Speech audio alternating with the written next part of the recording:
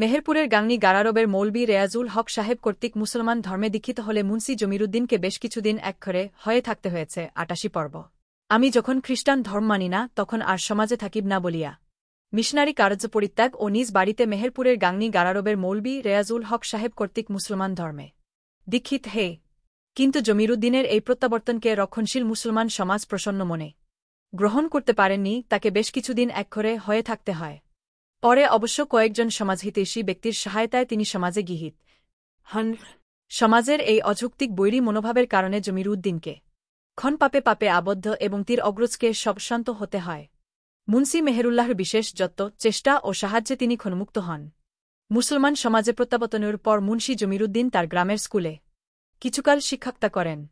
পরে মোহাম্মদ রেয়াজউদ্দিন আহমদের ১৮৬২ সাল থেকে ১৯৩৩ সাল থেকে তার পরামর্শে তিনি মুন্সি মেহেরুল্লাহর সঙ্গে যোগাযোগ করেন এবং তার আদর্শে অনুপ্রাণিত হরে ও প্রধান সহচর হিসেবে অবশিষ্ট জীবন নিজের ধর্ম ও সম্প্রদায়ের সেবা করেন।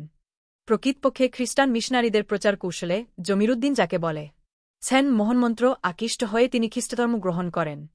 স্বধর্মে উপযুক্ত ব্যাখ্যা তার সাক্ষাৎ পেলে হয়তো তাকে ধর্মান্তরের সিদ্ধান্ত গ্রহণ করতে হতো না। সূত্র বাংলা একাডেমি। গ্রন্থনা অধ্যক্ষ মহসিন আলী আঙ্গুর, সম্পাদক ও প্রকাশক মুজিবনগর খবর.com, মেহেরপুর।